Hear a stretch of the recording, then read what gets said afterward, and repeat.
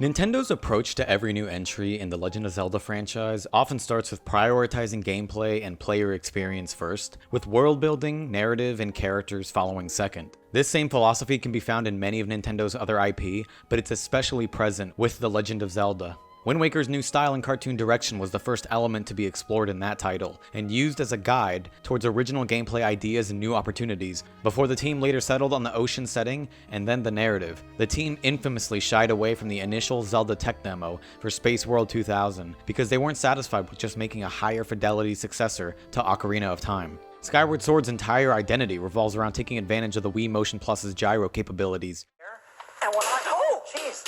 It's probably one of the most straightforward examples of the gameplay first, everything else second philosophy. That leads directly to Breath of the Wild and Tears of the Kingdom. Series producer Eiji Aonuma stated that Breath of the Wild sought to break series conventions and act as a major departure from Skyward Sword's very linear and restrictive pacing, instead wanting the freedom to explore an open world and have a more open-ended approach to how dungeons and puzzles could be tackled. A Link Between Worlds was the first example of this philosophy, Got a selection of good things on sale. featuring items that could be rented and dungeons that could be completed in any order. Breath of the Wild would take this freedom one step further. All of the special items and abilities you would need for the journey would be given to you in the tutorial area, and you could not only complete the dungeons in any order, but you could complete as many of them as you felt like. Whether trying to achieve the secret true ending by completing every dungeon and main mission, or just going straight to Ganon from the very beginning, Breath of the Wild wanted to offer the players a sense of wonder that had been missing from the series since the very first entry. The developers had even created a playable 2D prototype of the game, heavily inspired by the original title, in order to highlight how the physics-based puzzles would work.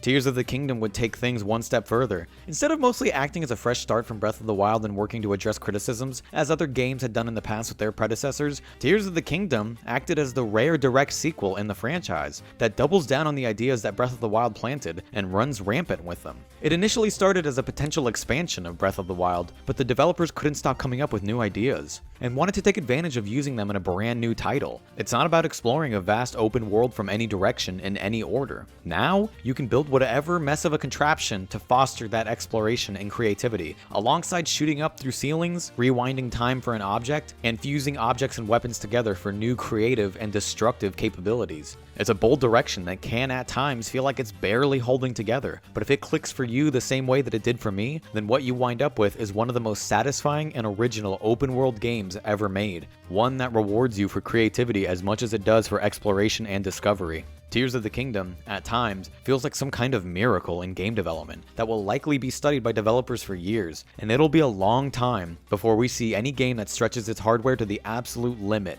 in the same way that Tears does. But for as miraculous as Tears is, as the rare direct sequel to a Zelda game, it does very little to address some of the criticisms that Breath of the Wild faced. With a lack of distinct dungeons, a narrative that served mostly as set dressing, an overabundance of mini puzzles in the form of shrines, and smaller mechanics that players found frustrating like weapon durability, the only one of these issues that Tears sought to address was creating dungeons that had distinct identities from one another.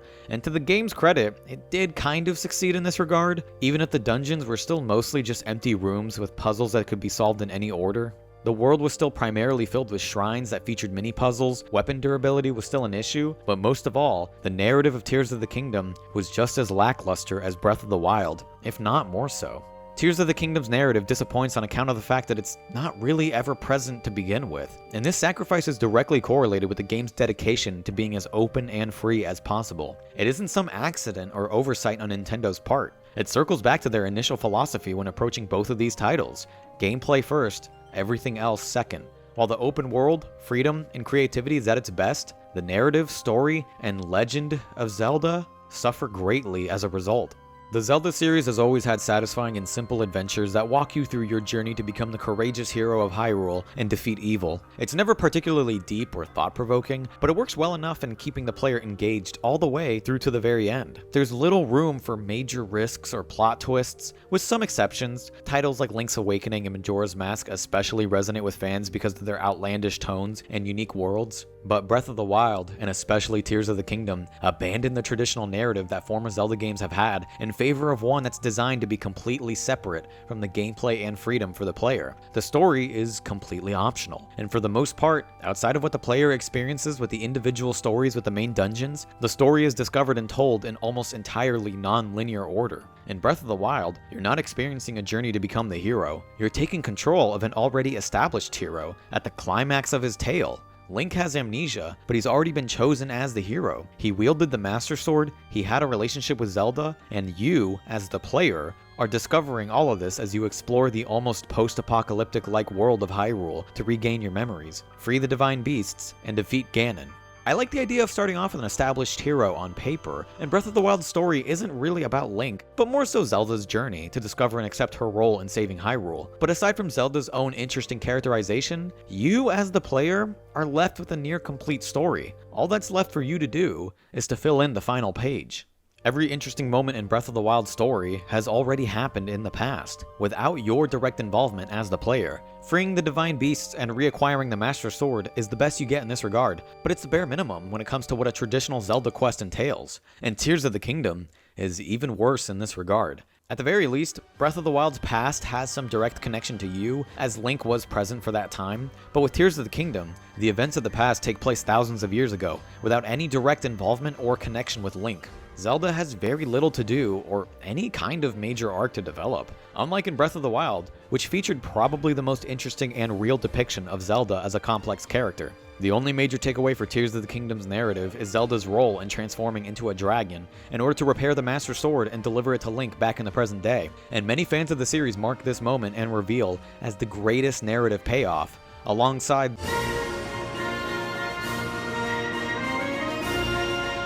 but the reveal of Zelda as the Light Dragon never worked for me, and as an asshole YouTuber that likes to complain about things that nobody else has a problem with, consider the following.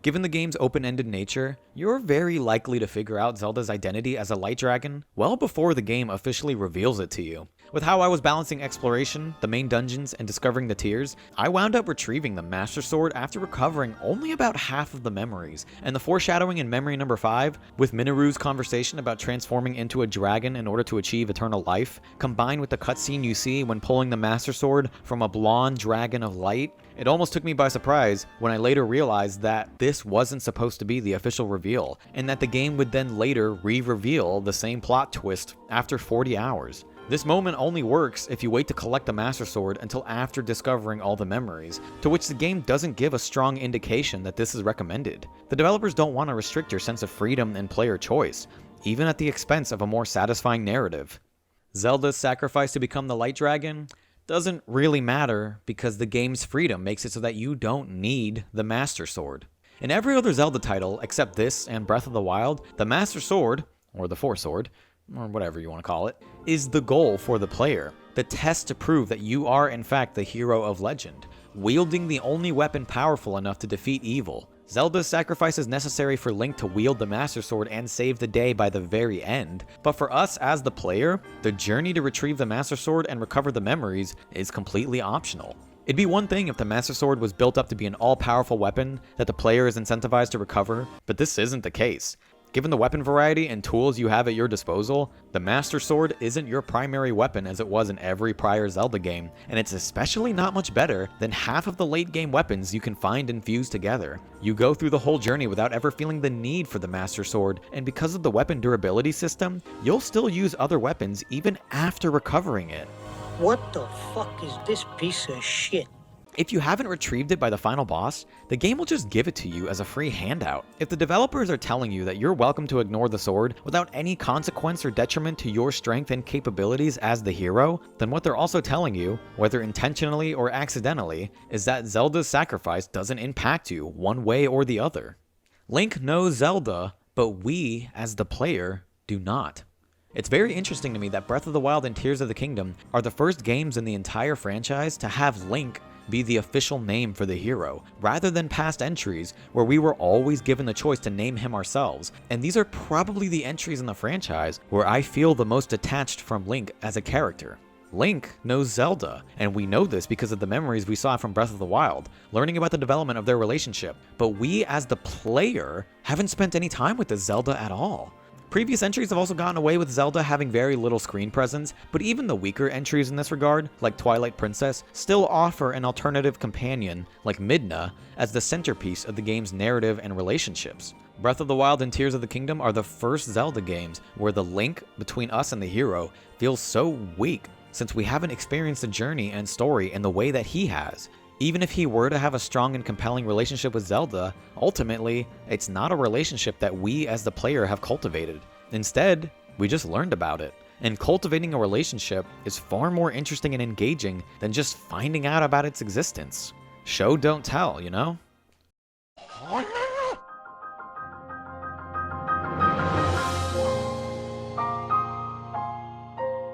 Yeah, this is gonna sound like major supreme bitching, but I still don't really understand the game's subtitle. It's clearly referring to the dragon's tears, right? The tears that are scattered throughout the kingdom? Or it's a double meaning that also refers to the state of the world, giving off the idea of an overwhelming dread or sadness across the kingdom?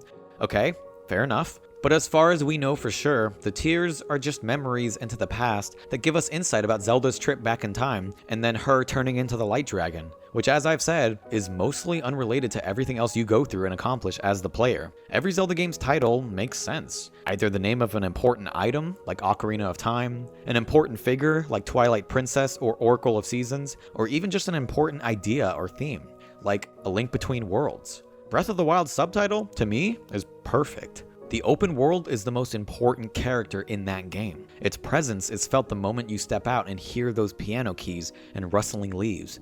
That is the wilderness's breath, guiding you on your journey. It's a perfect representation of pure freedom and discovery. So naturally, the direct sequel that doubles down on the freedom and creativity of Breath of the Wild would feature a similar subtitle. Except it doesn't. It's a subtitle that's alluding to either the tears found in the game, or a reflection of the state of the world, but neither of these work with the open-ended nature of the game and the world.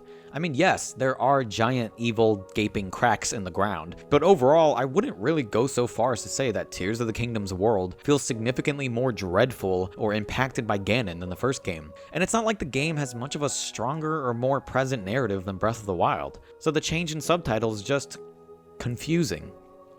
Hello, this is Lorenzo from the future. This is an intrusive thought I've had ever since I've completed the game when it first released, but the game was definitely titled Tears of the Dragon at one point, right? The tears are called the Dragon's Tears. Zelda turns into a dragon. The final boss includes Zelda and Ganon, who are both dragons. Even the game's logo features an Ouroboros symbol that very much looks like a pair of dragons. I'm not crazy, right? Like, surely this game must have been titled Tears of the Dragon at some point, but it was changed last minute for some reason, right? I have no evidence to support this, it's pure speculation, but yeah, I like Tears of the Dragon way more as a subtitle, and it's one that actually makes sense to me. But whatever, life goes on. Back to the video. To this day, it's still the only Zelda subtitle that doesn't really make sense to me. Or maybe I'm just an asshole. And speaking of being an asshole, I'm going to unleash the supreme asshole super move. I don't like making suggestions for what games should do differently. It's not a productive means of criticism. Who am I to claim that my idea is better than that of hundreds of game developers who have been working in the industry longer than I've been alive? But I've got an idea in my head that I think is at the very least worth exploring. So if you made it this far, suppose that Tears of the Kingdom had a little bit of a more linear structure to it. Think of something like Wind Waker, which had a completely open map to explore, but would have linear sections that would lock you in for important story beats and dungeons. What if the Light Dragon, in this new, more linear take on Tears of the Kingdom, was a prevalent and important character for the entire game? Think of figures like the Great Deku Tree, King of Red Lions, or even Valoo, but with a much greater role in the whole narrative and player experience. The journey would be fueled by and involve the dragon, acting as some kind of guide who sets you on your quest to conquer the 4 temples and assemble the sages. Give the dragon a cold, matter-of-fact personality. Maybe even make them harsh to the perils of humans, with their only concern being to vanquish Ganondorf, regardless of the toll it may take on Link and the rest of Hyrule. And then in linear fashion, Towards the end of the game, as we're approaching the exciting climax of the story, we reveal that the dragon was none other than the once noble, kind, and brave Princess Zelda, who had sacrificed her humanity in order to guide us and help save Hyrule. We've seen this sacrificed firsthand, with the dragon's cold outlook on humanity having been well established, and we've now spent time with them, so we have a relationship with them as well. This reveal, after having spent the whole journey with this cold dragon acting as a guide for us, this would have made her sacrifice much more impactful. We would see firsthand exactly how much humanity Zelda has lost, how desperate she was to bring the Master Sword to Link, and how we as the player would feel, now owing it to the lost princess to honor her sacrifice and use the Master Sword to defeat Ganondorf and ensure her sacrifice wasn't in vain. There's also a natural setup and payoff for this reveal, with a gradual build-up to it as we spend more and more time with the Light Dragon. The roots for the tragedy of this sacrifice are already planted in the game. When visiting Hateno Village, you'll run into villagers and children that speak highly of Zelda's compassion and leadership, making it all the more heartbreaking of her being a heartless dragon for eternity. Am I saying that this is what the developers should have done instead of what we were given? No. The game would have to change drastically, and some freedom and agency on the player would have to give in order to achieve this. But I know I'm not alone in this criticism of Tears of the Kingdom and Breath of the Wild, foregoing too much of a traditional narrative in favor of complete player freedom. I can't help but think back to Skyward Sword, which many Zelda fans still bash as one of the lowest points in the series, but Skyward Sword still manages to have one of the biggest emotional impacts in the entire franchise, with Zelda's sacrifice towards the end of the game being completely successful in making you feel it. Skyward Sword has a horribly padded introduction, but the one thing it succeeds at is making you care about Zelda as your companion and childhood friend. When she's sucked down by the tornado, you don't go after her because you have to. You do it because you want to. All that time spent building your friendship and romance with her pays off at the very end, but you don't even need a 3-hour prologue to make something like this work. I replayed Wind Waker recently for the low price of $499.99 with the Switch 2, and one of my favorite moments in the game is the return to Forsaken Fortress to confront the Helmarock King and save your sister. With the 45 minutes it takes to set this up in the game's intro, this showdown pays off because Link watches helplessly as his sister is taken away in the beginning. You, the player, watched your sister get taken away. That expression on Link's face tells you everything you need to know about how he feels. You visit Forsaken Fortress to save her, with your reunion being short-lived, thanks to... You've lost your sister twice in a row now, so when you return to the Forsaken Fortress after... Are you ready to get your revenge on that motherfucking kill that fucking smash fucking hammer? And it feels great. But despite Tears of the Kingdom's enormous scope, budget, open world, there's barely a moment in the entire game that made me feel as strongly as this one fight in Wind Waker, a game that's filled to the brim with charm and wonder that Tears of the Kingdom is missing. And I'm not saying that any one game is better than the other. I love them both differently for different reasons, but it's a shame to see modern Zelda abandon engaging stories, build up, and payoff for the sake of the open world and player freedom. I love that open world. I truly love Breath of the Wild and Tears of the Kingdom. I can definitively say that there are no open world games that come close to reaching their heights. The only exceptions in my eyes are Elden Ring and Metal Gear Solid 5. These 4 games together are truly the pinnacle of what this genre has to offer. But I'm okay with sacrificing more of that open world game to have a Legend of Zelda game. I miss the legend part of the Legend of Zelda.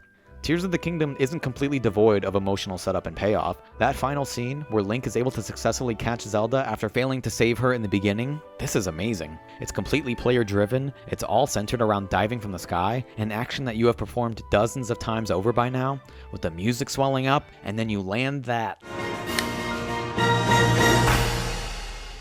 Damn, that's good. But for me, aside from this and the final boss, I can't name a single other moment in Tears of the Kingdom's story that I find memorable. And I don't mean the gameplay, I mean purely in the story. I love moments like the build-up to the Wind Temple, with that haunting music, the discovery of the 5th temple. I still think that the puzzles and gameplay mechanics are some of the best ever seen in a Zelda game. But the story, the legend, just isn't there. It's disappointing that a video game from 2025, with triple the budget and size of its predecessor from 1998, can't evoke that same wonder and emotional payoff of that original title, let alone many of the other titles in the franchise. Even some of the handheld entries have some really strong narrative moments. Truthfully, these games don't really need to change. They are overwhelmingly successful, both critically and commercially, and popular with most of the fans. And Nintendo has stated repeatedly that this is the new standard for Zelda going forward. And having some other smaller titles releasing concurrently, like Echoes of Wisdom, That's great, and I know that I'll continue to play these big budget open world Zeldas and enjoy them. As I said before, I really loved playing Breath of the Wild and Tears of the Kingdom, but I missed that feeling of reuniting with Saria and realizing how different the two of you are. The discovery of the tragedies that befell Darmani and Mikau, the face-off with the Helmarok King, Midna's goodbye to Link at the Mirror of Twilight, or Zelda's sacrifice in Skyward Sword. I hope that Nintendo doesn't continue to sacrifice the legend for the sake of the gameplay and freedom, when they can do a great job of balancing both. Breath of the Wild acted as a correction to the linearity and restrictiveness of Skyward Sword, but I think it's time to tip the scales back the other way a bit. There is such a thing as an open world game that is too open for its own good. We've had our fun with the previous 2 entries in this franchise, but it's time for Nintendo to remember what the legend is all about.